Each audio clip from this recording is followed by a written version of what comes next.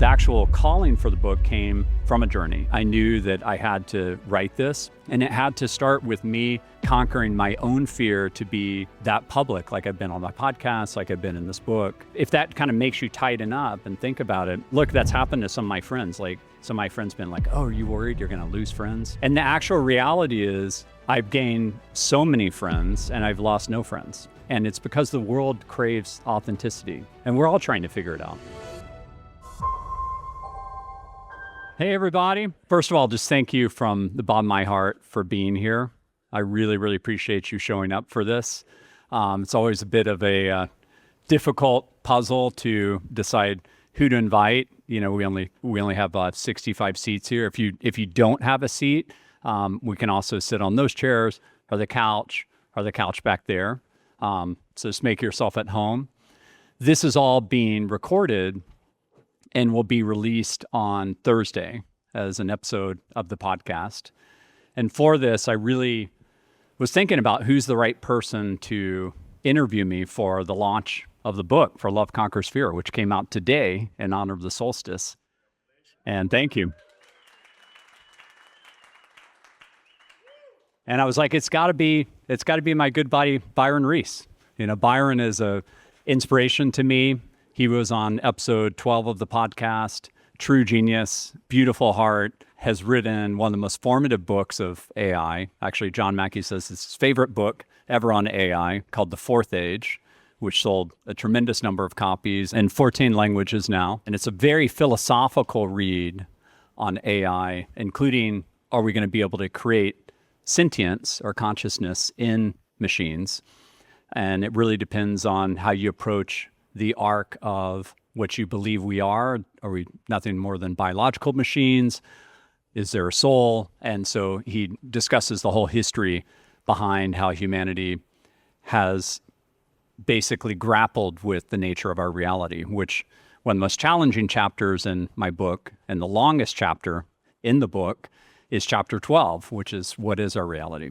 I want to talk about Josh Baer for a moment. You know, a lot of people ask me, are you still going to have this event? And, you know, Josh was definitely a brother to me. I have had tears every single morning since he passed, or as I would say, crossed over. When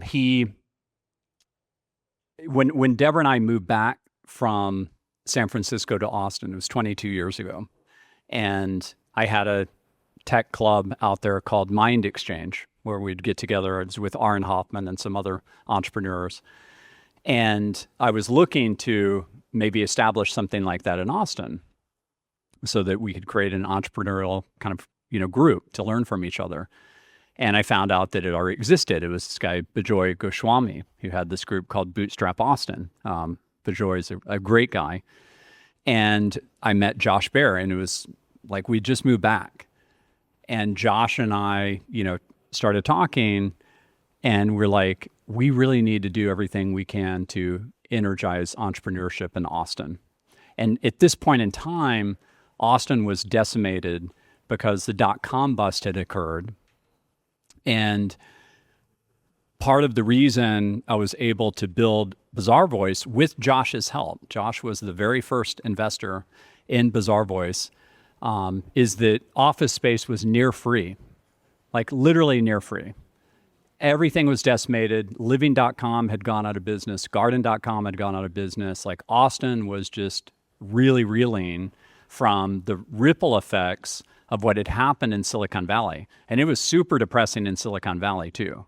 You know, there used to be the Yahoo sign and beautiful lights on Highway 101. That was gone. It was a really, really tough time.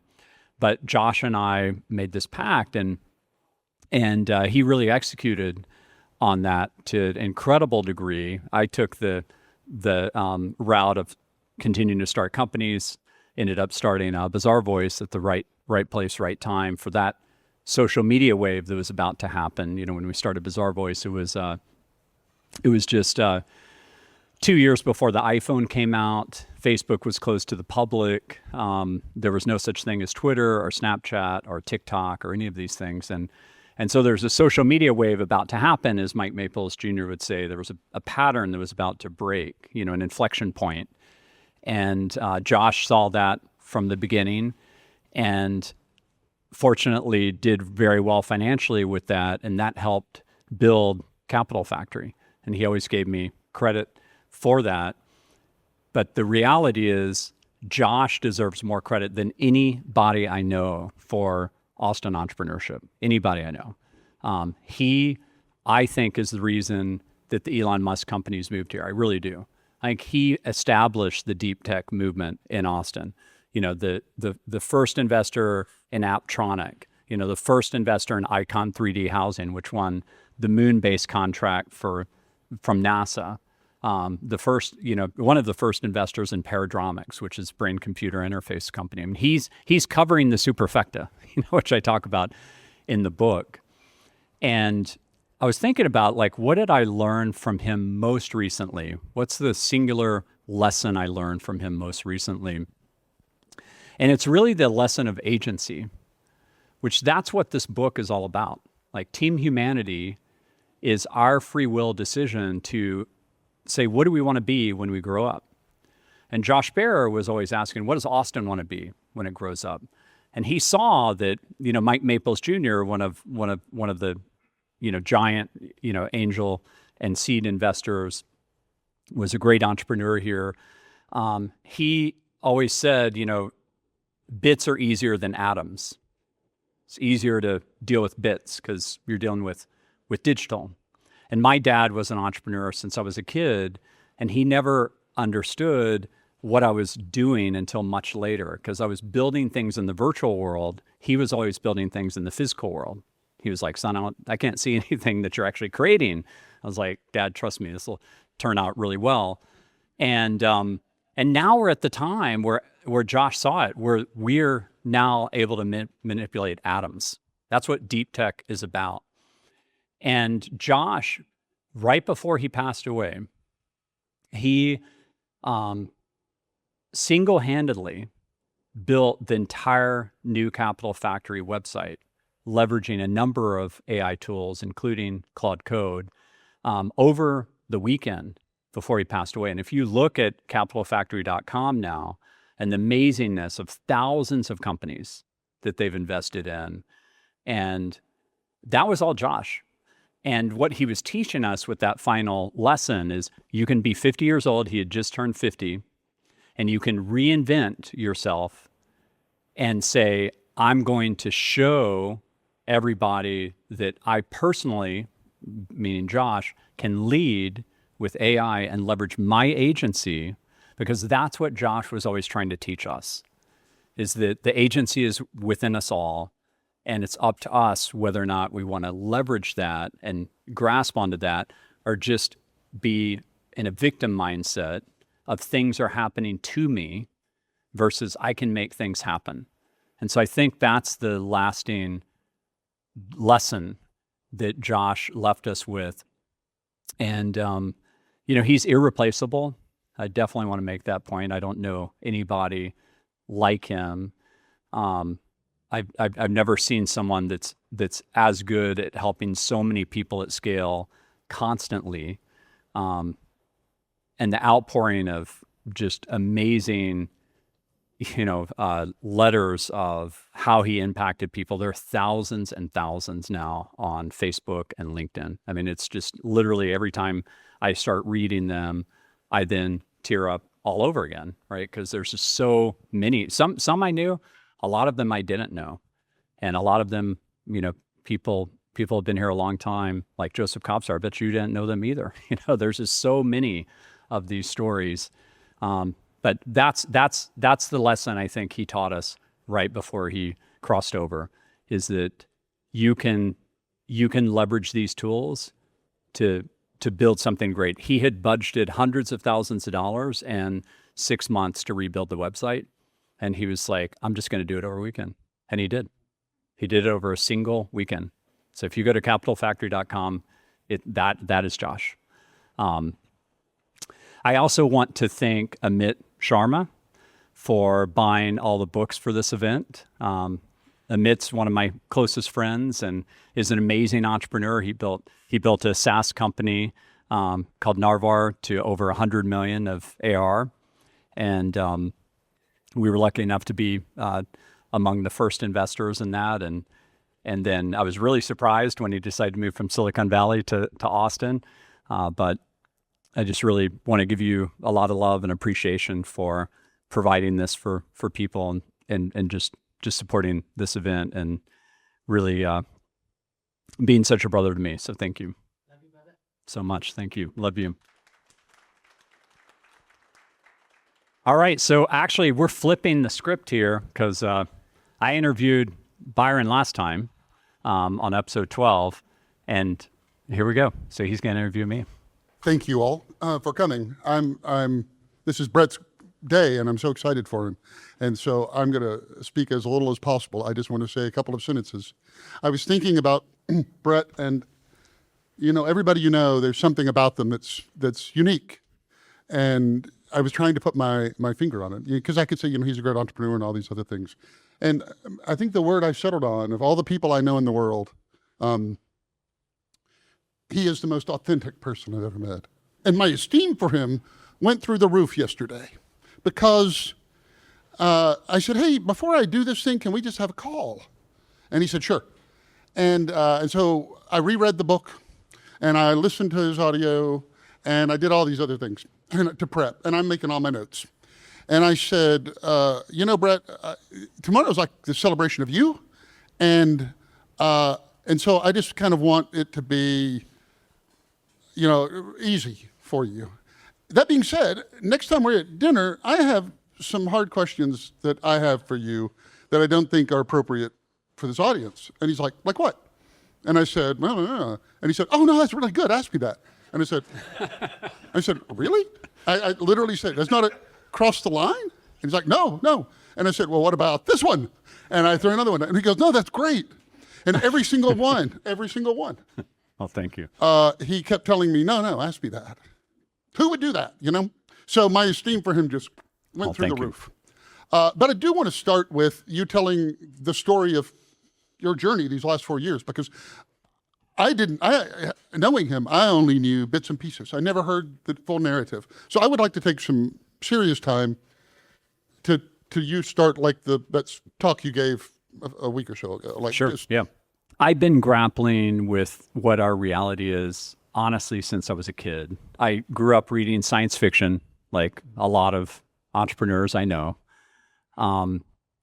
And I've always been fascinated with space. My dad actually, there was just on June 20th was the 18th anniversary of when he passed away. He made the largest hand-ground telescope mirror in the world from scratch for over a year. He was pretty eccentric. I mean, Brandy is here, my sister, and she remembers this very well, like literally hand grinding with lasers, making sure it's to a millionth of an inch accuracy, a huge telescope mirror, because he was also fascinated with like, what is this reality that we're in? And, just to blow your mind a little bit, if you haven't seen the documentary Cosmic Time Machine, it's on Netflix. Amazing documentary. I was like, who made this? It's such a beautiful, beautiful piece. And at the end, I saw it was an Israeli director, and he had made humanitarian films. I was like, okay, that makes a lot of sense. And we know now through the James Webb telescope, which is 3 times more powerful than the Hubble, that our universe reality, to the point we can see it, is at least 2 trillion galaxies. And each galaxy, like the Milky Way, has around 1 billion planets and hundreds of millions of stars, right? And the planets obviously go around the star. We're going around a star, the star being the sun. And if you add up the number of planets in the universe that now we think we have through the James Webb telescope being able to see light that's 13.5 billion years old. The universe is 13.8 billion years old. So that's why it's called Cosmic Time Machine. It's seen back in time. There are tens of septillions of planets, which 10 to the 25th. And, you know, it's hard to believe that we would be alone, right, with tens of septillions of planets. Like that we'd be the one planet in the universe that would actually have life. And it's interesting, and with Disclosure Day coming out by Steven Spielberg, I haven't seen the movie yet, but I've heard it's really good. And I was a huge fan of Close Encounters of the Third Kind. And so like growing up, I had this curiosity. I loved books. Like, I know that we share a love for Douglas Adams. Like, I love The Hitchhiker's Guide to the Galaxy. That's a great one to reread now, because like everything happening with Marvin the Depressed Robot, et cetera, like, you know, they gave AI emotions and they got depressed because it's like so superior to all human beings intellectually. It's like, and yet I'm just here like taking out the garbage and like doing stuff for them. And, you know, but it's just really, you know, genius writing. He was a seer of the future, right? And so I was really fascinated with that. And after Bizarre Voice went public, I took this time to be like, well, maybe I'll retire, because I'd lost both my parents. And you know, I thought, well, I made enough money, and Deborah and I traveling the world. You know, we did some really incredible things with the kids, like spent a month in different countries. And I went to go study Vedanta with Deborah in India, which is a philosophy on how to have a good life. And Vedanta preceded Hinduism. It was from the Vedas, and basically told you about the nature of the mind, that the mind left ungoverned is like a child, where you'll just spend all your time with anxiety about the future or worries about the past. And you probably can recognize in yourself, I can recognize in myself, where I've lost years of my life because of that. Literally, where I've missed the only moment that matters, which is the moment we're in right now. This is the only moment in our lives right now that we can do anything about. We can't do anything about the past. We can only decide what to do in this moment that could affect the future, right? And this is a big moment for me, because this is like, you know, 9 months of like really intense work. You know, my partner, David Judson, where's David? Right there, who is just a true polymath and just a amazing guy. And I've been working with him for years now. And I think he would agree with, we make each other better. It's like it's a real partnership. You know, we really love writing together. And he's like right at the beginning of the acknowledgements. And I loved his latest LinkedIn description, that he's a wayfinder. And I said that at the beginning of the acknowledgements, he is a wayfinder. And so, you know, Vedanta like helped me start to think, okay, I'm going to try to get some mastery over my mind. And then, as I talk about in the book, you know, I have a friend who I talk about in the book, is this guy, Xavier. I don't disclose his name, and he's not ready for his name to be disclosed. And he was telling me, and by extension, Deborah, like, hey, I'm having these conversations with your soul. And I was like, well, that's really interesting and strange. And, you know, he grew up very straight-laced, never having done drugs, but ultimately he had grown up drinking alcohol. And somehow people forget that alcohol is a drug. And as far as we know, there's no health benefits at all to alcohol. But he was sending me the transcripts. And in some of these transcripts, it would say, and this is in the book, it would say things like, your soul is telling me that in the heavens, there's technology that's so far superior for anything we're going to develop with AI. And there is very detailed. And I was like, well, that's really interesting. That does sound like some kind of higher version of me that I like to meet. And, you know, finally, I ended up going on a journey at age 50, and it was transformational for me. And it really helped decode more of the reality we're in, and that's in the book. And so the actual calling for the book came from a journey, and the whole outline for the book, which chapters, everything came from a journey, like literally the whole thing, chapter 1, chapter 2, et cetera. And I knew that I had to write this, and it had to start with me conquering my own fear to be that public, like I've been on my podcast, like I've been in this book. And, you know, if that kind of makes you tighten up and think about it, look, that's happened to some of my friends. Like some of my friends been like, oh, are you worried you're going to lose friends? Like one of my friends had a long conversation with me, almost like he was trying to have an intervention. And the actual reality is I've gained so many friends and I've lost no friends. And it's because the world craves authenticity. And we're all trying to figure it out. Like we live, I mean, just what I said about the universe, like just think how mind-blowing that is. Just our galaxy, that there's 1 billion planets in the Milky Way, is like, that alone is like completely mind-blowing. And the sad thing is that we're very landlocked to a single planet. It took us more than 50 years to get back to the moon. We didn't even land on it. We saw the backside for the first time.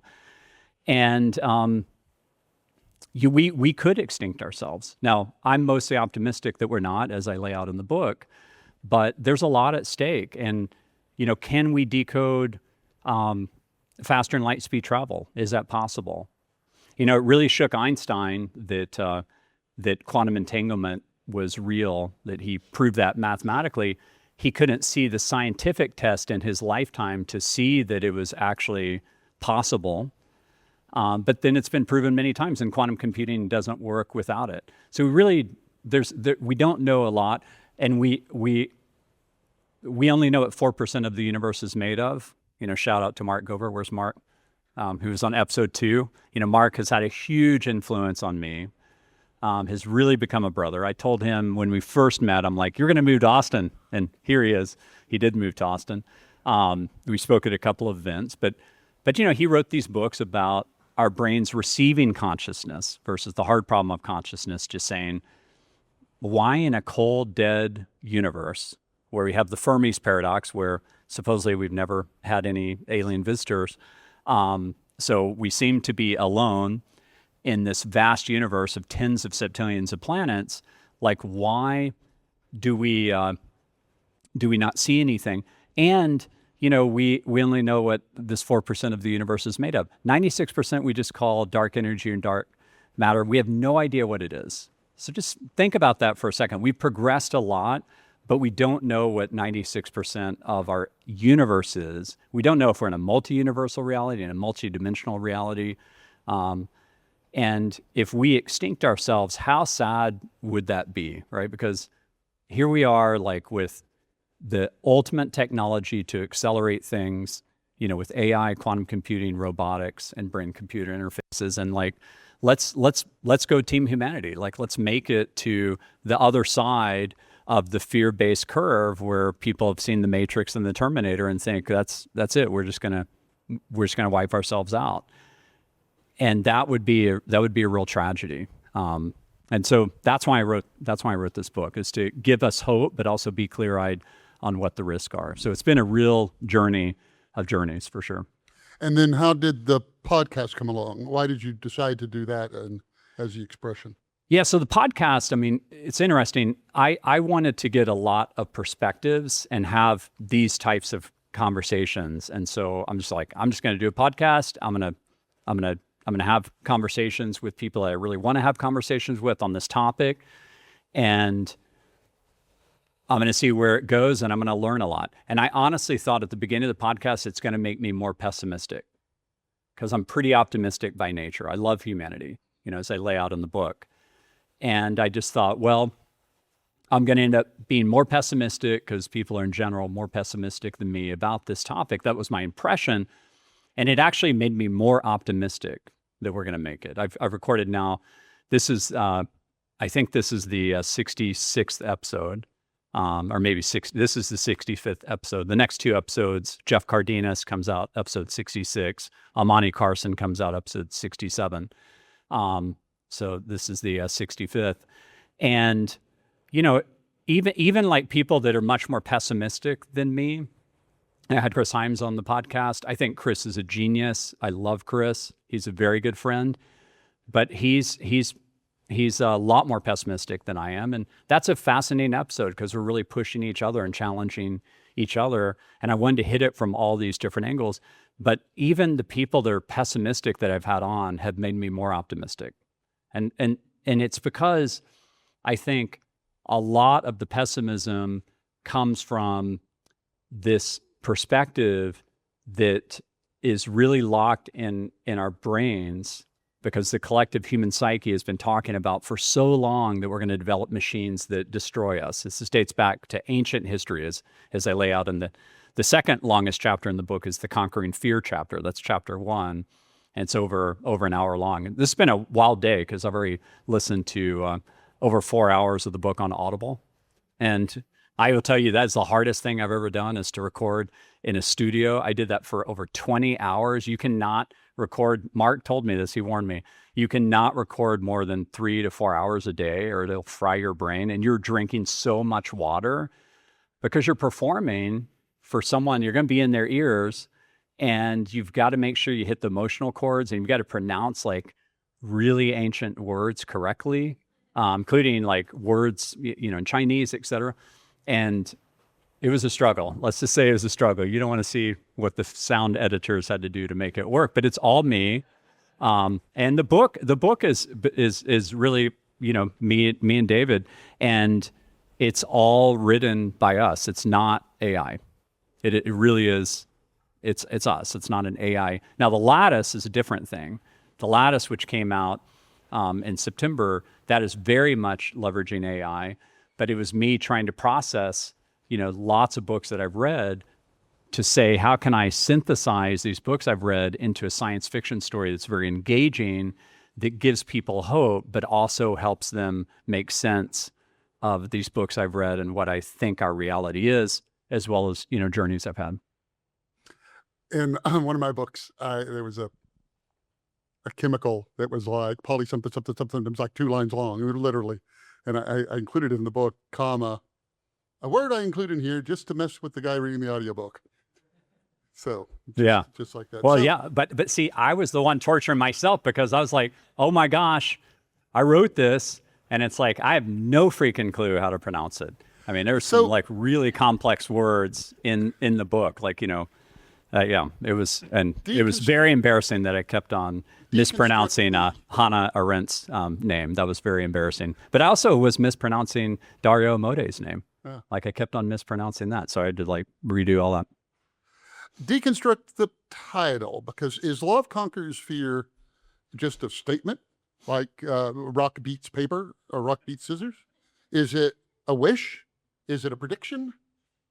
Yeah. So actually, if you go back and read the spiritual text, I know you're really well read on this, the synchronous root that the Bhagavad Gita, the Tao Te Ching, the Torah, the Bible, the Quran, all of the ancient texts sync on one common place, that we as humanity have to do the work to allow love to conquer our fear. That if we are operating from a scarcity, fear-based mindset, that's where the trouble occurs.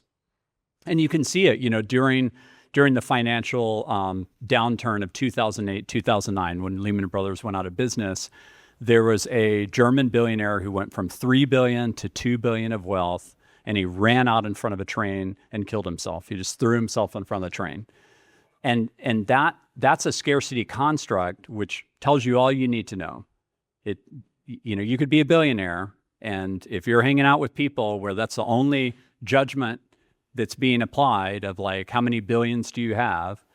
Then if you go from 3 to 2, and you think that's your net worth, you've given me counseling that I overuse that term, and it was really good counseling because it does say like, it's like, that's what someone's worth. And it's just money is energy, right? And so this guy had a lot of energy. He had $2 billion of energy that he could have done so many things with. I mean, he could have established a center now in this age of AI that could have solved cancer. I mean, there's just so many things he could have done. But no, it was too crushing to face his friends and say, I'm only worth 2 billion now. And so there is no end to that. And if we don't do the internal work, and that's what will allow us to be like Neo in the Matrix and stop the bullets. And I wanted to really show, like, why do we have this fear? We've only had electricity for 0.1% of our evolutionary time. Homo sapiens have been around for 300,000 years. You go back 250 years ago, and 90% of the worldwide population was illiterate, and 80% was living in abject poverty. Okay, it's 250 years ago out of our 300,000 years. So we've come a long way, but at the same time, we put profits over people, we being these social media companies. I would also say the media companies are included in that. It's not an attack on the free press, it's an attack on the business model. It's lazy business to say, I can hijack you and make you afraid because I know you're going to keep clicking like a mouse in a maze looking for the cheese. And we have agency, right? Josh Baer was teaching us, we have agency. And I had so many conversations with Josh on this where it'd say, you know, what do you think about this person, that person? He would tell me like what he thought kind of their agency meter was. And so he had the ultimate agency, right? He was like, boom, all the way, you know, 1 out of 10, if 10's being the highest on agency, he was going to redline it all the way. And that's what a certain number of humans need to do. I don't know what the number is, but a certain amount of humanity needs to practice our agency in this moment and say, we are going to manifest the age of abundance for all. We are going to stop this ridiculous opioid epidemic of putting profits over people. We're going to stop this hijacking of trying to make people afraid to keep these power structures. And we're going to rediscover the beauty of humanity, which a lot of the indigenous people already knew. Like they were living in a much more beautiful communal way. And look, we did have a tremendous amount of progress. We have a tremendous amount of progress with the rise of capitalism, but everything can be pushed to such a degree that it's used to rationalize. We rationalize having slaves in this country at the beginning of this country to bootstrap capitalism. And that's a real stain on our history. Now, people rationalize it today, saying things were different back then. That was kind of like what people were doing. But the reality is that we should never treat human beings that way. And one of the most powerful chapters in the book, in my opinion, is chapter 8 on the objectification of women. And women in the United States did not have the right to have a checking account until the late 70s, 1970s. Meaning that if you were in a bad marriage, you had to ask your dad to open a checking account so that you could get out of it. And if your dad was like, hey, suck it up, you know, just stay in the marriage, like, you know, why are you trying to divorce your husband? You just had to suffer, right? And there's been a tremendous amount of suffering worldwide for the oppression of women. It's happening right now in Afghanistan. You know, the women there were in school. They had agency back. And now they're oppressed to the point where they have to stay in their homes. They have to hide their hair. And, you know, they're back in that construct, which is super sad. You know, TED this year started out with Malala, who was literally shot in the face by the Taliban. And she's standing up there, you know, with her face mostly reconstructed, giving a talk on that. And, you know, that's where the othering comes from. It started with women. That's why there's the punching down on trans. That's why there's the punching down on all types of people, Jews. You know, there's a lot of rise of anti-Semitism right now, punching down on Muslims, punching down on Black people, et cetera. So that's where the othering comes from. It all comes from that poisonous root of objectifying and oppressing half of our population. You know, just think about that for a moment. We've come a long way, but we have a long, long way to go on that front.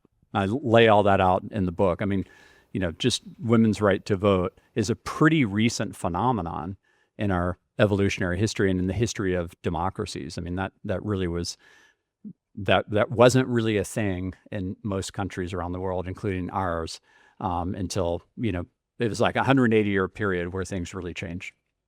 Yeah, I think 1972 in Switzerland that women got the vote. Yeah, that's in the book, right? That's really shocking because you would think, like Deborah and I love Switzerland, that Switzerland, 1972 is when they got the vote. But put some legs on this. Sure. You always say, I'm really confident we're going to do this. Yep. But make it more than just a wish. How's it going to happen? Tell me, one step, this is going to happen, and then this is going to happen. Yeah. What's going to happen? How will it come about? Yeah, so I think the way it's going to happen, I've talked about this a lot on the podcast, is that we're riding up the exponential curve. And the nature of exponentials is it doesn't slow down. Okay, it's just going to keep on speeding up. And we're going to be able to see the end of disease. We're going to be able to see a world of unlimited energy. As I cover in the book, 18 seconds of the sun's rays that fall on the earth, if we could just capture that through a material science breakthrough, that would power America's energy needs for over a year. Sorry, that's a 18 minutes, right? 18, I say 18 seconds, 18 minutes. An hour would power the entire world's energy needs. So an hour of the sun's rays would power the entire world's energy needs for over a year. So that's an incredible thing to imagine. And it's like God put this big fusion reactor in the sky that's going to last at least another billion years. We've only been around for 300,000. That said, just plug in, just plug in. All you got to do is plug in. You just got to figure it out. And I think we're going to figure that out. I would be willing to bet almost anything that Google DeepMind has an energy project right now. They've hinted at it, where they're trying to figure that out. And actually, you know, Elon Musk has now come out and said for SpaceX that they're going to try to figure that out. So, you know, there's going to be data centers in space. You know, when you have space-based, you know, solar power, you get 5 times the light density in space. And the Japanese have already proven that you can beam that back to Earth to any power station. Okay, so we know that we can do this. And I think what's going to happen is that humanity is going to start to demand change. The next generation, their alcohol use is falling down. Their social media use is starting to turn. They realize the construct that we've created for them. And I think they're going to demand change. I think more and more pressure is going to come from bottoms up. And I think leaders are going to start to deal with so much abundance that they start to have a heart shift too. And so I think a tops-down change is going to happen where they start to say, well, we don't really have to fight about energy anymore. Now it's just we've got unlimited amounts. We don't really have to fight about food anymore because everything starts with energy. You know, as our mutual friend Pablo Solman, you know, says, and I quote him in the book on this, that, you know, it belongs under the Maslow hierarchy supporting everything. You know, the sun is the life giver. There's no sustenance at all on Earth without the sun. Everything starts with the sun. And so there's so many different ways we're going to solve energy. And, you know, it's hard to imagine exactly how many humans it's going to take for things to tip. But look, it took one human in India. It took one human, Gandhi, to change the entire country. And he changed it by saying we vastly outnumber the British, and through nonviolence, we can demand change. And it changed the entire country. And now India is 1.46 billion people. It's the most populous country in the world. China is number 2. So I think that there's going to be this shift. And technology is the forcing function for us to make that shift, because with every technological innovation, we get to higher and higher amounts of disruptive change being possible. Like we're all globally connected now, be the internet. Not all of us, like only 1 in 8 people in Chad have electricity, but, you know, and I talk a lot about Chad in the book, but we basically are in this moment where we could destroy ourselves much faster than ever before, but we can also create abundance much faster than before. And so the stakes continue to ratchet up. They continue to get higher and higher. And I think that's going to break the construct of the zero-sum thinking, where leaders are going to be like, we are literally going to destroy ourselves. And by the way, I really think this is already happening with AI. I think that's why Dario Amodei is coming out with the adolescence of technology, which, you know, I talk about in the book that just came out a few months ago. Why Sam Altman's coming out with pieces like that. You know, Dimas is on a big press tour talking about this. There's now rumors that, you know, Dario's pulled a group together that's international to start really planning on this moment and how we navigate it, and that governments are involved. So that's a good sign, because I really think we have to globally collaborate. Like as I conclude in the book, the West and the East have to figure out how to work together. We have to. The 2 biggest superpowers are us and China. We have vast resources each.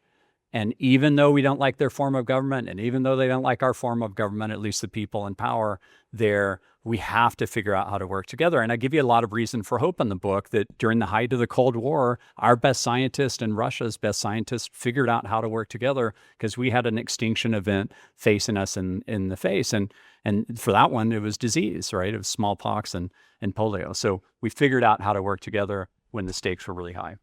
However,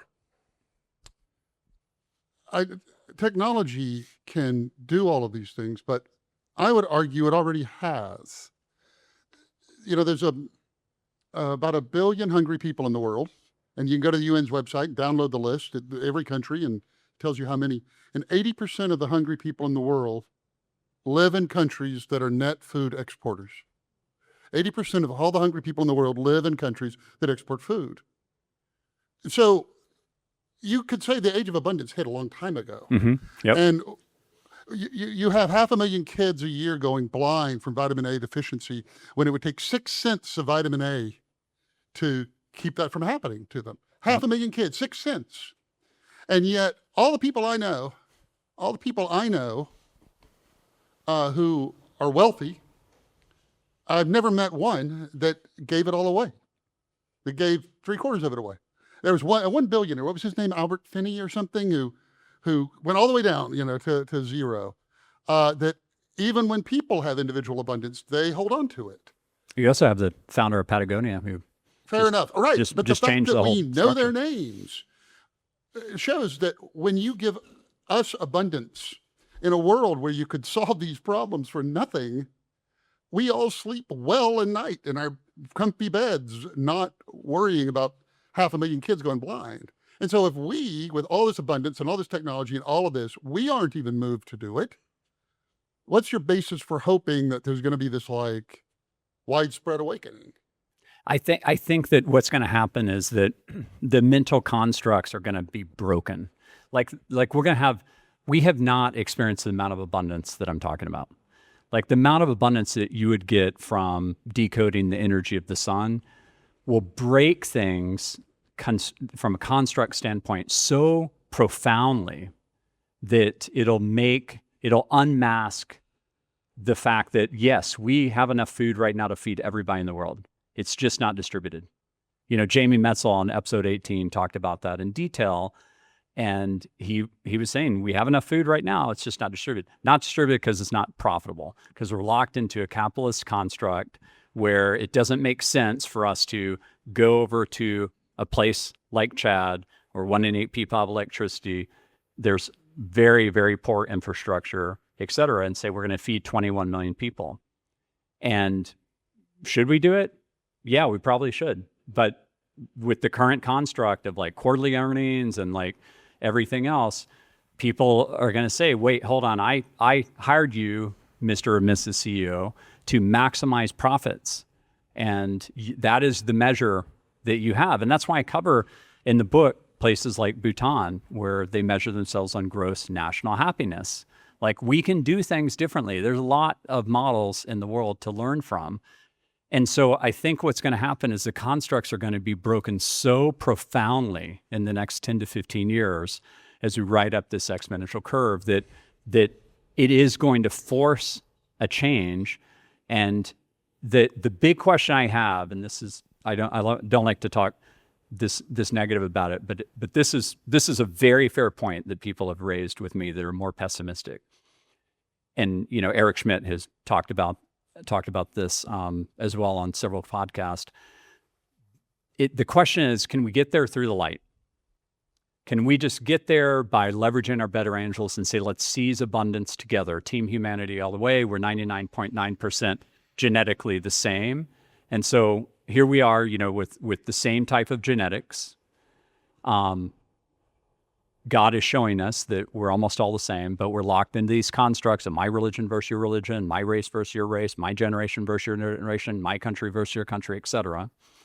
And we could grasp the light, or do we have to go through great darkness? And a lot of people say, look, history repeats itself, right? We're going to go through great darkness again. We had the Holocaust, right? I'm Jewish. There are now 16 million Jews in a world of 8.2 billion people. We were 16 million before the Holocaust. Okay, so it's taken more than 80 years.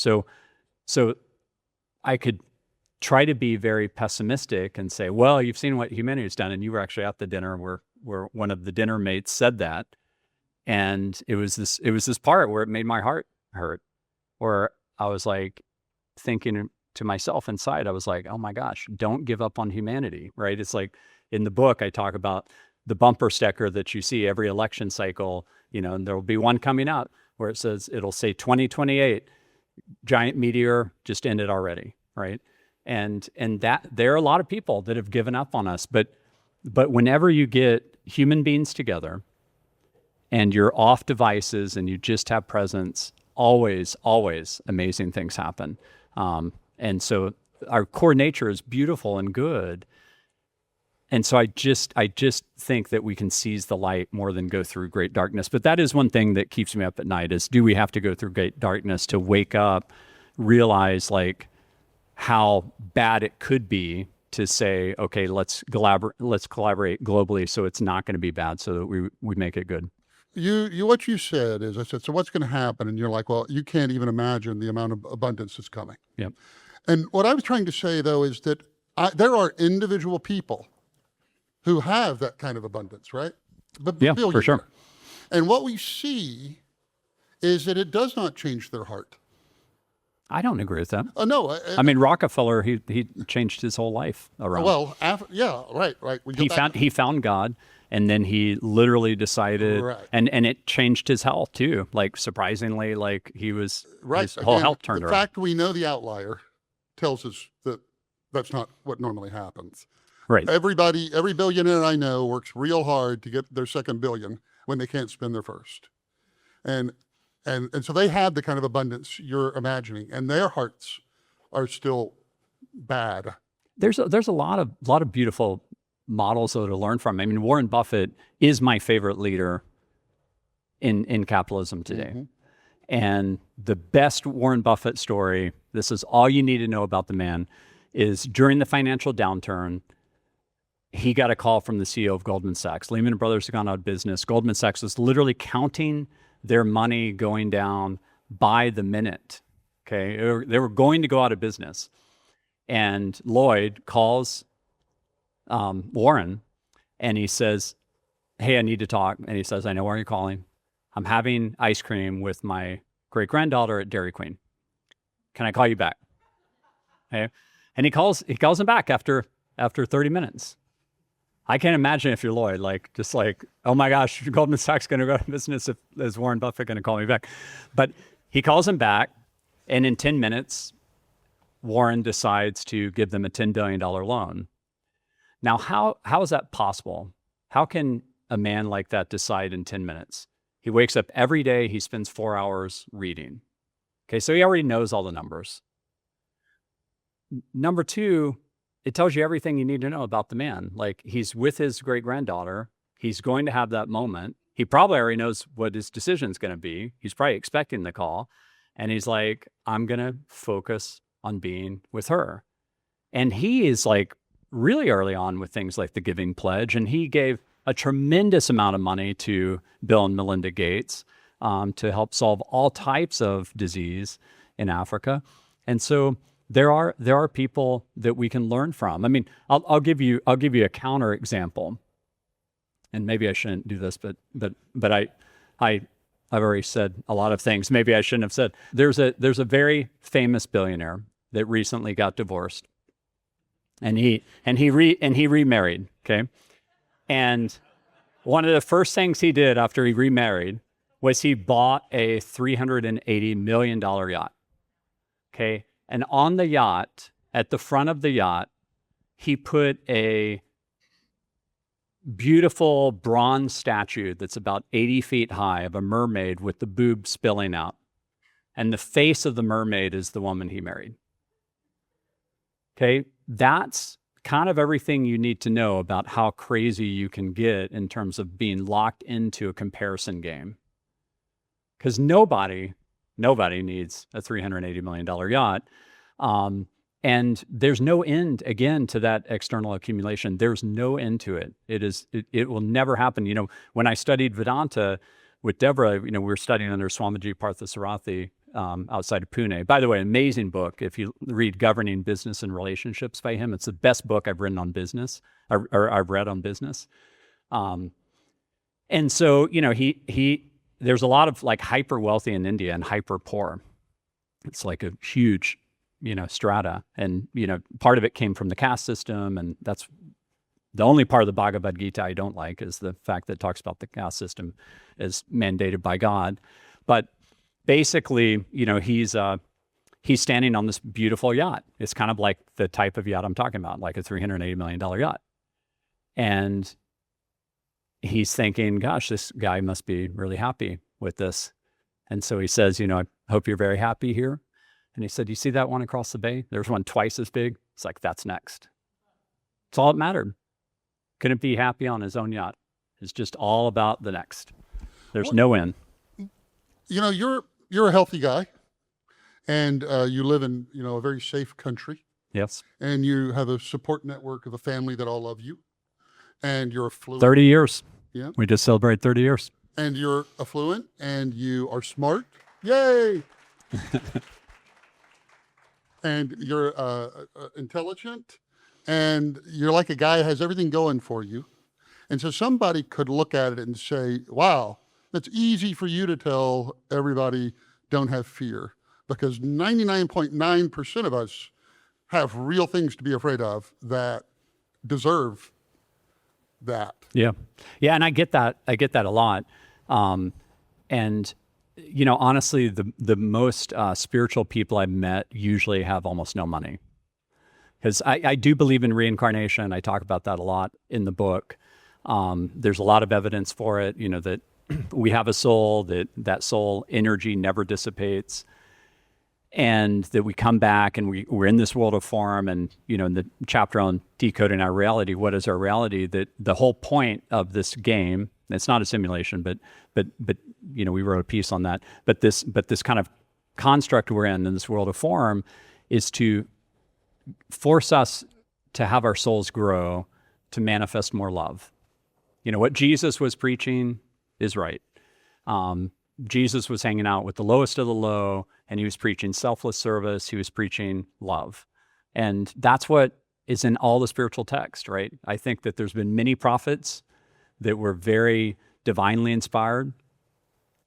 And, a Mother Teresa type or Dalai Lama type, these are people who don't measure at all on external accumulation. And I think it's because they've had many lifetimes and they've already grown in however that works. And I don't think heaven looks at this as some hierarchy, but they've already grown their capacity to love. And the people that are truly fun to learn from, like Anthony DeMello, I profile him in the book, the book Awareness, which Taro turned me on to. I think Taro was on episode 15. He's the founder of Four Sigmatic. That book, he's just laughing and it's so joyous. And he's like the George Carlin of spiritual teachers, or, one of your favorites, Dr. David Dawkins, right? It's so much fun to listen to How to Surrender to God, because he's just like so joyous and laughing. And it's because when you realize we come from light and love, that's our actual reality, that we're a soul having a physical experience in this world of form, but we come from this beautiful, cosmic bliss that, why does it exist? It exists so that we can have these kind of challenges. And I really think that there's no point in time that we'd want to go back to. Like if I could take you and say, we'll go back 50 years, 100 years, 150 years, 200 years, we are in the best time, even though we have real problems. And we've got to be real about the problems. I mean, I'm very real about the problems. The nuclear warfare chapter is the scariest in the book. And, we have 50 times the amount of nuclear weapons we need today for it to pretty much be over and send us into, a nuclear holocaust where the skies are dark. We all suffer in the freezing cold. It's literally like the Matrix, like that moment where they pop through the clouds and they see the sun again, then pop back down into the desolation. And we could do that today. We have 50 times the amount of nuclear weapons today to do that. That is something humanity has created, and it's called mutually assured destruction, or MAD. So we have a disease. We have this insanity of this scarcity, fear-based center of our brain, which has served us well when we're out on the savannas trying to not get eaten by the saber-toothed tiger and things like that. I mean, you said on the podcast, one of my favorite lines from the episode with you is you're like, we're descendants of all those who ran from the bear versus the optimists, which are like, oh, that may be a bear. And then they got eaten by the bear. So here we are. We are the ones with the most highly developed amygdalas because of that. And we've got to break out of that. And I do think that there is a spiritual awakening going on, and there's a consciousness awakening going on. There is a rise pretty dramatically of spirituality worldwide. And there's a lot of reasons for that. So I think that's happening for a reason too. I don't know if most of you or any of you have read anything I've written. I completely agree with Brett. I just want to be very clear about that. And I'm articulating the arguments that most of us have in the back of our head. And because you've heard them all. Because I guarantee you, people have said you're way too optimistic. I love Iceland. You got a country that they had their first time a policeman ever shot somebody, and they had like this existential crisis. That was recent? Yeah, 2 or 3 years ago. Yeah. They go entire years without a single murder. Years. I was watching them build a prison, and I was like, why do you have a prison? And they're like, 100% of the people that are going to be in that are Russian tourists who drink too much. So it's not a paradise, but it is a place that people live in peace. Almost virtually no violent crime. All of these things. And if one place can do it, then all places can do it. And we actually learned that they can do really well in Eurovision too. Yeah, we watch Will Ferrell do it, and The Legend of Fireside guy. That was good. That was the one stupid movie that we watched while we were in Ireland. Deborah and I just wasted a night watching that. It was fun. Are we out of time? We're good. Yeah. We might want to ask it. We might want to get a couple of audience questions in. Well, I'll ask a really quick. Okay, yes, sure. No. Are you a pacifist? A pacifist? Do you believe in no war? Like if you're all about love conquers fear, would you ever say, oh, we need to go bomb them, or we need to invade them, or we need to destroy them? I definitely think that we did the right thing by at least trying to stop Iran from having a nuclear weapon. So I was in favor. How is that love conquering fear? Because we should have, I already told you the most existential risk we have of nuclear weapons. That could literally be, it's all over. And B, we should have a real heart for what's happening over there. The episode that just went live today is with Pardis Mahdavi, and she is constantly helping the women of Iran like rise up. And it's been a slaughter over there. And I'm not talking about how we bombed them and Israel bombed them. That was really focused on the military targets. I'm talking about the slaughter of their government, like taking people that are saying, hey, we want to live in a democracy, and just slaughtering them. I mean, we don't know how many tens of thousands. Like she said 80,000 on the podcast. I've heard 30,000. I've heard 50,000. But it's a lot of people.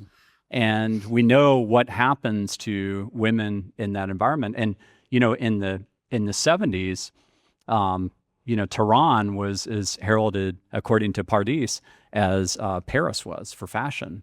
And the women were out on the beach and et cetera, et cetera. So did we do it the right way? No. Was there a plan? Doesn't seem like it. I mean, there's like a lot of problems with the way we did it. But I think that sometimes war is necessary, and sometimes love is making really hard decisions. One of the stories I told in the talk that you saw at the Do More Good conference is, I had an executive at one of the companies I started where we were at Disney World and we were getting the responses back from people rating management on whether or not we were living the core values. And this person always ranked at the bottom on the executive team, and I was coaching them. And all of a sudden, no scores came back. And I'm like, oh my gosh, Deborah, I'm going to throw up. I was like, this is really bad. And so we come back from vacation, and I meet with each person individually on their team, and they all individually start crying in front of me. They're like, this is the worst company I've ever worked for. And we're rated among the best places to work. And I fired the person the next day. And they told me, you're going to be a hero. Immediately, they told me that. And I was like struck. I was like, wow, like, I don't know really how to process that. And they're like, no, trust me, you're going to be a hero. And I told the company what had happened. I was very transparent about it. I was like, look, if I don't take action in these types of moments, then all the values you can just take and just rip up, they don't mean anything. Like the CEO's not living it. If I'm looking the other way, then you would never trust me, and I wouldn't trust myself. I can't even look at myself in the mirror if I look the other way in this type of situation. And that person went to go get therapy and turn their whole life around, and we're friends to this day. Now that's rare. Most of the time when you fire someone, the defense goes up, and it's like you're a bad person, that kind of thing, and that's to protect the ego. It's very hard to penetrate the ego, but when it happens, it's beautiful, and everybody has the ability to transform. Everybody has the ability to transform. It can be through lots of different means. I lay out a lot in the book. Meditation is a very good form. Like I regularly meditate now. Meditation is very gentle. It's very loving. You still get lots and lots of messages. And it is a communion. It's a more gentle form of communion, and that also can work quite well. So, there's lots of ways to wake up, but we do need to wake up. And that's the whole point of Awareness by Anthony DeMello is about wake up, wake up, wake up. And once you wake up, you can get more detached in a moment and not take things so personally. And I'm a work in progress. I'm always working on that. And Deborah's nodding her head.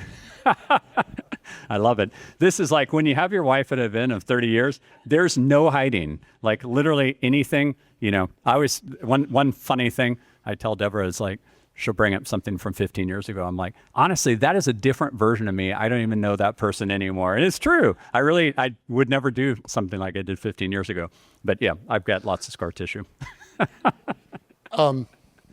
This whole thing is very humility inducing. It really is. My favorite part of the book, if y'all, if you don't know, is right at the very end. He lays out specific things individuals can do. The first one's meditation, but there's several more. Yeah. And I found it super useful. Yeah. And I hope, did you want to take audience questions? Or let's take a couple of questions. Does anybody have something that they're just dying to ask? Almost every religion, every philosophy talks about the number one fit is really accepting and being grateful for whatever your lot in life is. And I was to see that there's a lesson, a love conquering fear. It's getting really comfortable that you're enough and that your lot in life is enough. I know that's hard, but I think that is so hard. Yeah. So that was J.P. Newman. His point is that if you don't know what your number is, then you're going to constantly be operating from scarcity. And by the way, like there's a tremendous number of people who in their lifetime, they're just going to measure themselves on being the best damn mom or dad possible. And there's nothing wrong with that. And that's absolutely beautiful. Like we all have different callings. And my mom was that. I mean, Brandy knows, like my mom, our mom was the embodiment of love. She was so selfless. Like Brandy and I were begging her to do something for herself. And she never would. It was always about us. And, this, one of the things I love about Fulfillionaire, which J.P. Newman is doing, you can hear about it on the episode of my podcast with him, is that, and he has a great podcast called Fulfillionaire, is that he actually gets you to the number, like gets you to do the math. It's not that hard, but once you do the math, then you're like, oh, wow, actually, I'm fine. But a lot of people don't do the math. They just keep on running on that next ad that they got pushed, or saw their friend bought, a $380 million yacht or whatever it is. And it's just like, okay, well, now I just got to keep striving to get that. My question is, who is responsible for kind of the evangelizing, or the evangelizing of this idea of like changing the hearts of people who are at the top, who like do have the money? Yeah. Well, I mean, you're looking at one of them, because I mean, part of what I've seen is that like the capitalistic success, the programming since I was 7, et cetera, was to be a part of the light when it matters. Now, there's a lot of people that are part of the light. Unlike social media, you have Sam Altman, Dario, Mustafa Suleyman, Demis, you have these people writing really thoughtful pieces, Mira Murati, Dr. Fifi Lee, et cetera. So you have these beautiful, beautiful pieces of intentionality. You also have the two fastest growing companies ever in history are OpenAI and Anthropic. We've never seen revenue grow this fast. Anthropic went from $1 billion of revenue in December of 2024 to around $47 billion run rate today. This has never happened, ever. And they're both public benefit corporations, which some people say, oh, that's a social or virtue signaling or whatever. Like, I get that sometimes. But it's not. It's built into the DNA of their company.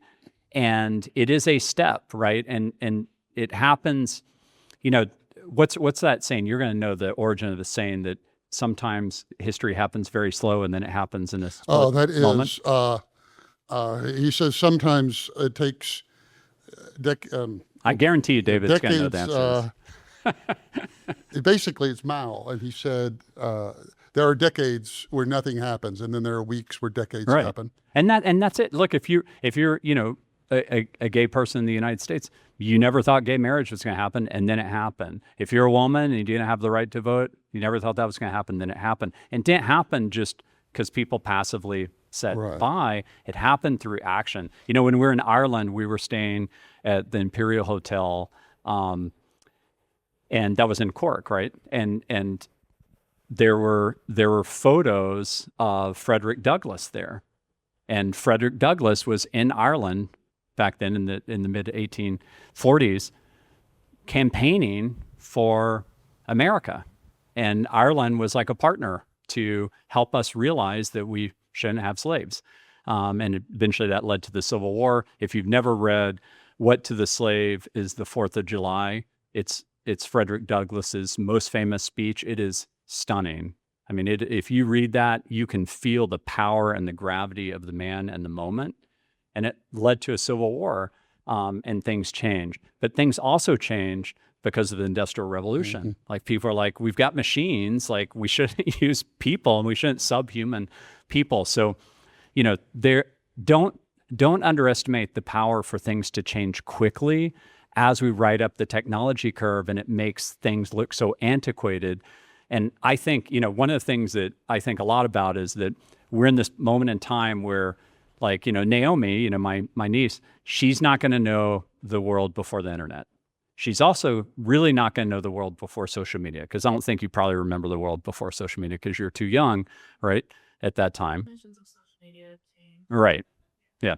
She wrote a really good paper on TikTok recently. That was her final project at UT when she was graduating.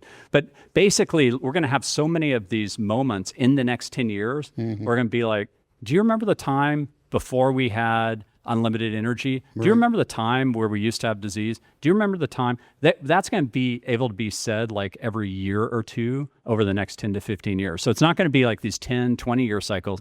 And that's going to break the constructs much faster, where it's going to make us look so antiquated so much more quickly that people are just going to be like, well, time to move on. And then you're going to be shocked that people just move on from bad practices. I completely agree. I'd heard the word agency used as exercising free will intermittently, and you're referencing it as maximum agency. So while you were talking, I asked Claude and it's what you were saying, and it says full deployment of your resources, network, time, capital in service of the larger system, refusing the default posture of self-protection, scarcity thinking, and risk aversion, and making introductions, writing checks, opening doors, and saying yes when the fearful choice is to hold back. Is there anything beyond that? Yeah, and all those are great points about practicing agency. I do think that there are going to be more and more people leaning in. Like Josh Baer showed us how to really lean in and create an amazing ecosystem here, and it's led to, there's just so many things that Texas is winning on. Texas is losing on things socially, in my opinion, but they're winning capitalistically. Like, capitalistically, there's more Fortune 500 companies headquartered here than any other state. We're the second largest state by GDP in the nation, about $3 trillion of GDP. California's number one, New York's number three. And so, we're a force. I mean, one of the things we were noticing in Ireland is like Ireland's probably about 7 to 8 million people. That's like Houston, that's just Houston. So, how can you help me? You can definitely help by helping me catalyze this movement. Like I'm truly doing this out of heart and soul. Like I want humanity to make it. I want the future to be great for Naomi, for our children, Rachel and Yuzu, for Chantel, for all the family members, but I want it to be great for all of humanity. Like I really care about the guy Kalavu that I write about in the Uber. One of the things, Byron told me yesterday is he said, did you offer to help him out financially? And I was like, wow, that's a really good point. That really hurt, but it hurt not in a way that Byron was trying to hurt me. It just was like, wow, that's a missed opportunity. It's a huge missed opportunity because I could have offered to pay for his ChatGPT subscription that I write about in the book. It's steps, right? You take these steps. Deborah and I do a lot of philanthropy, but you take these steps, and when you can affect like one person's life, like I have a friend right now that asked me for $5 because he's burned all his finances to the ground. He's unfortunately ruined his life through drugs. Alcohol and cocaine, and now he's building his life back up. And he's writing this beautiful music, and he's a beautiful human being. And instead of giving him $5, I give him $180. And I started to talk with him, and this was before you talked with me, but I started to talk with him about what he's up to. He started to share the music with me. I was like, oh my gosh, like this is amazing. This could be on the ACL stage, et cetera, because he's writing from this very sad place in his heart, and he's building his life back up.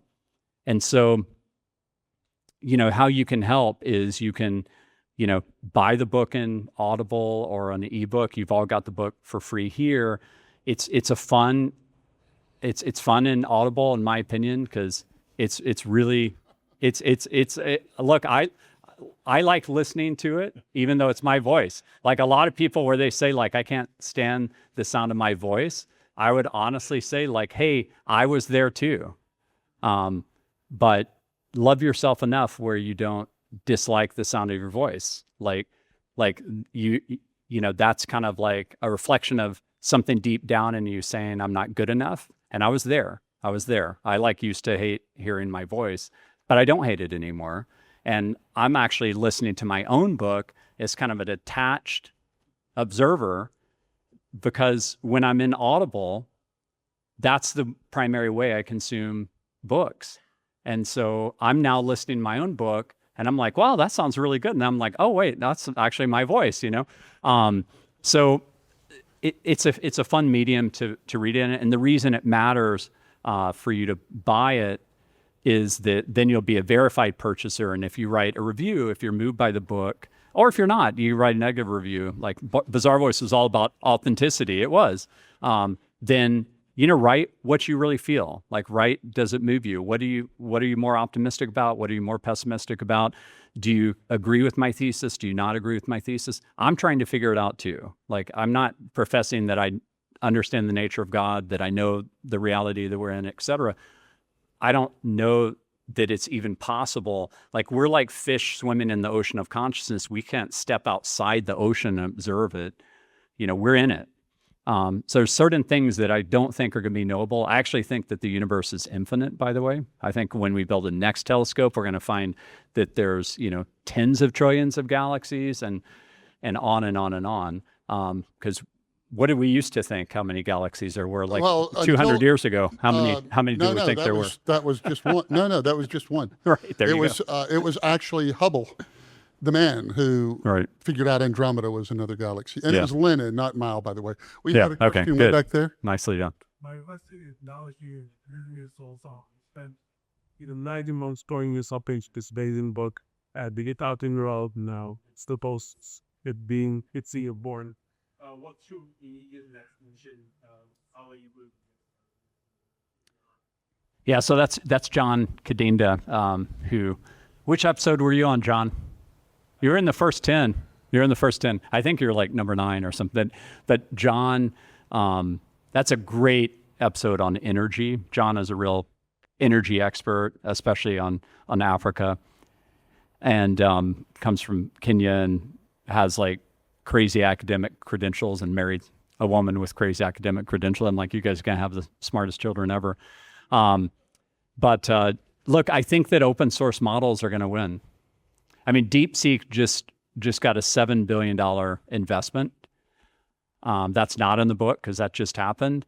And if you go back last year, President Trump announced Stargate on January 21st. It was $500 billion of funding. Since then, to create AGI. Since then, there's around 7 trillion or greater than that now worldwide going towards this race for AGI. A lot of it's based on fear. Like if the Chinese get AGI before us, it's all over for us. Putin says the first person to get AGI in the world wins the world.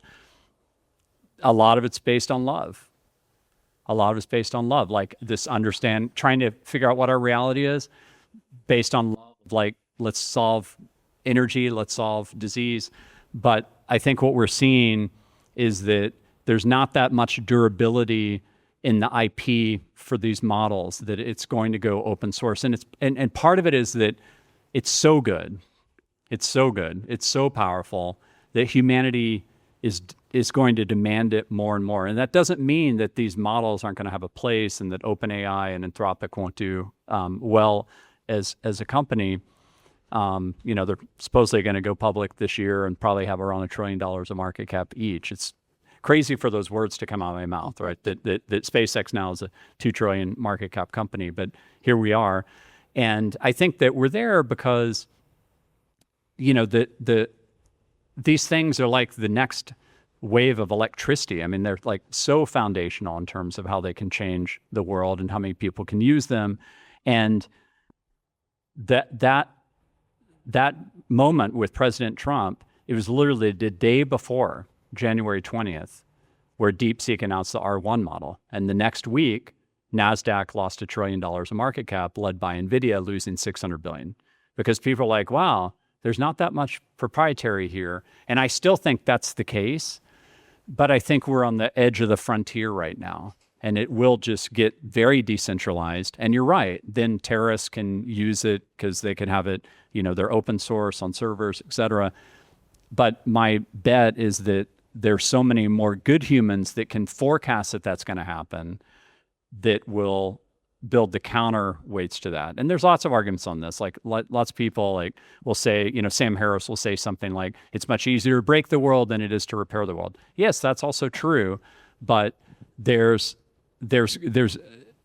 so much intentionality going into this moment. I really believe, and call me naive, but I really believe this. I really believe in the thoughtfulness going into these pieces by the people leading this movement the most.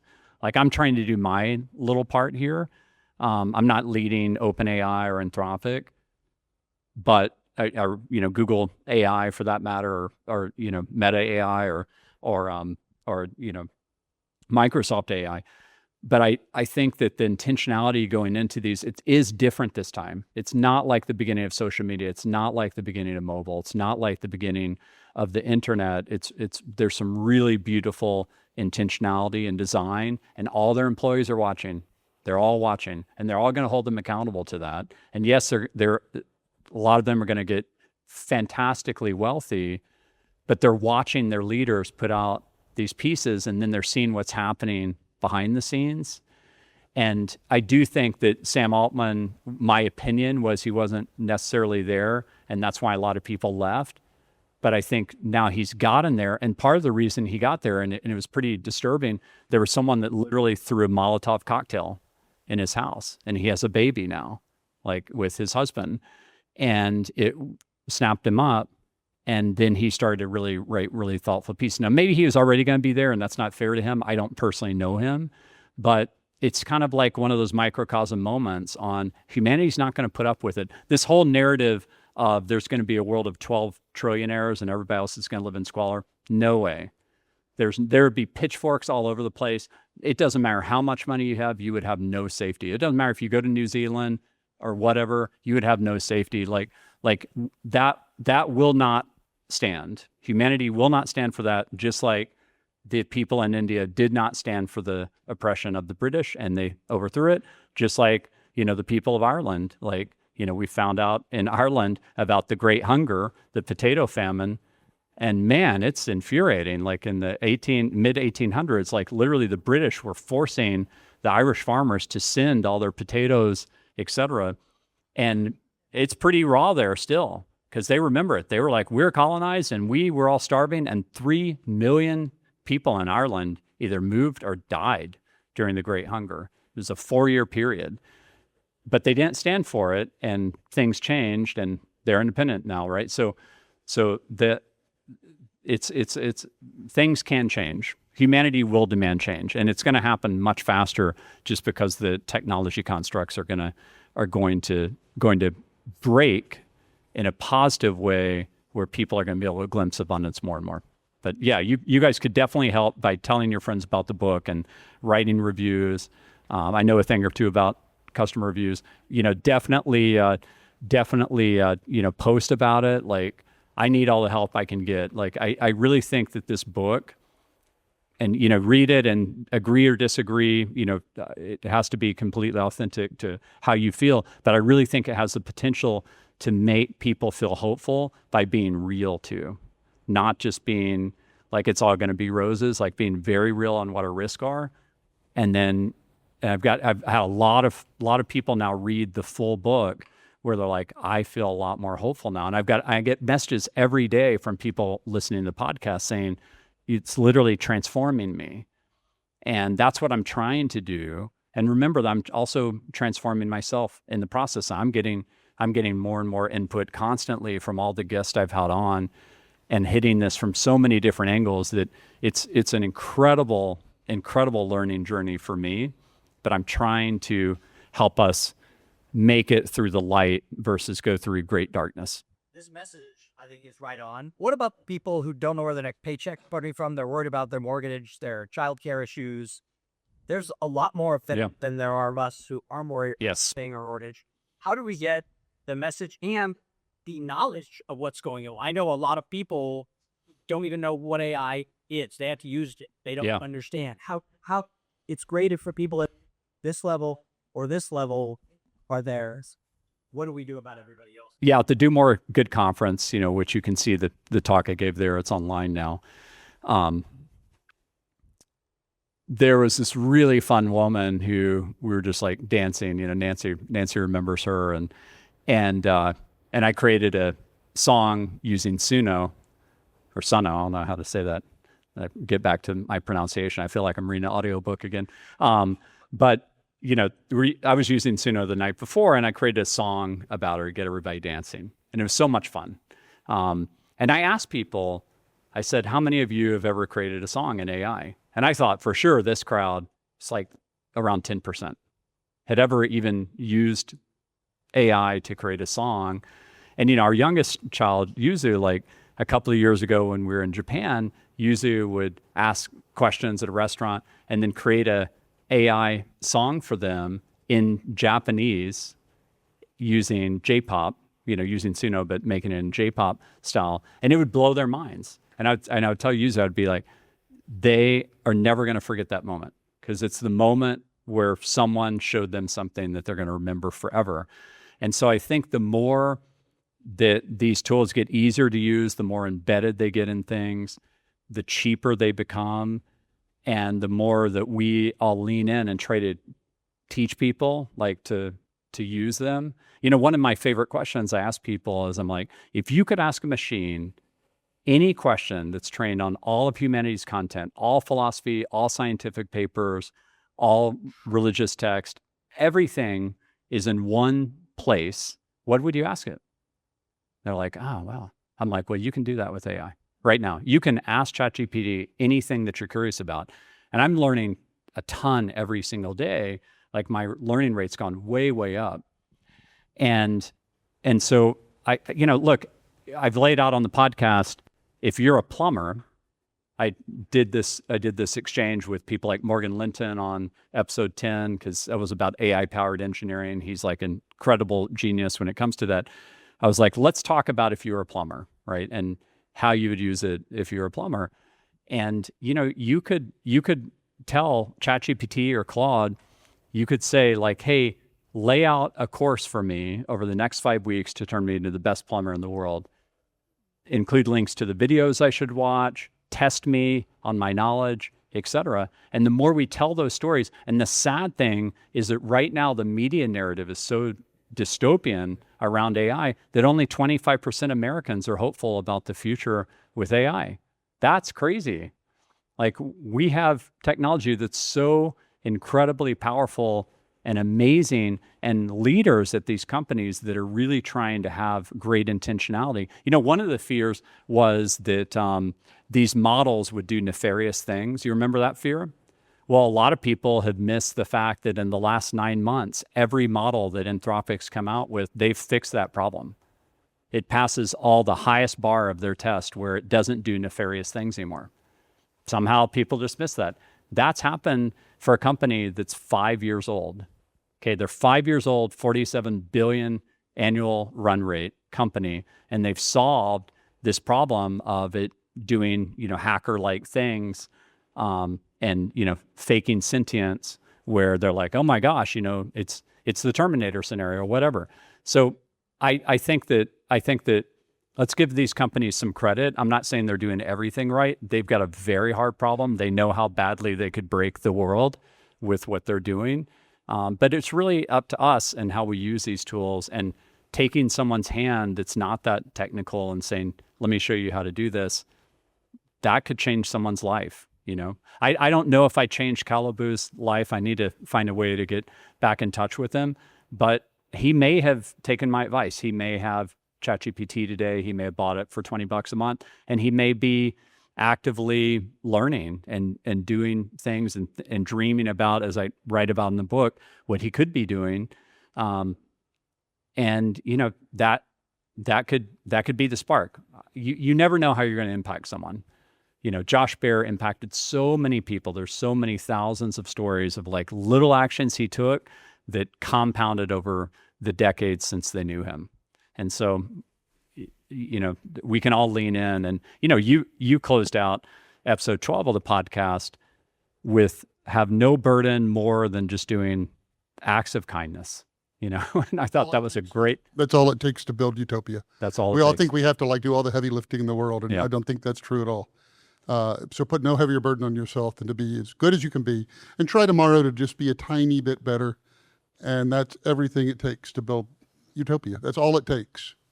Yeah. So all the questions I asked him were approved. I mean, like he welcomed all of that. I even brought some. I know you didn't. And his authenticity, I assume. I mean, you inspire me, and thanks, you for man. this work. I appreciate it. And you inspire me. I mean, honestly, the people that are here, I invited you because all of you have made an impact in my life. And I'm happy to hopefully make an impact in yours. And I do need your help. I am trying to help humanity get there. And I do think the message is unique. I don't think anybody's writing books on AI where they're including deep decoding of our reality and spirituality and everything else and mixing it all together, because a lot of people are locked in that fear construct where they're like, they're capitalists, I'm just going to talk about capitalism. They're an AI person, I'm just going to talk about the tech. But this is the penultimate moment for humanity. Like we either at the end or at the beginning, and I'm 95% certain we're at the beginning, and I want to be 100%. I don't like the fact that there's a 5% chance in my mind that we do something to destroy ourselves, and we're like right at this moment where we could just manifest heaven on earth. Like, let's manifest heaven on earth and really leverage our better angels and have our individual actions to create the I'll cascade. try to help you with that last 5%, Brett. Thank you. Let's give him all a big, Thank you. big. Thanks so much. Cool.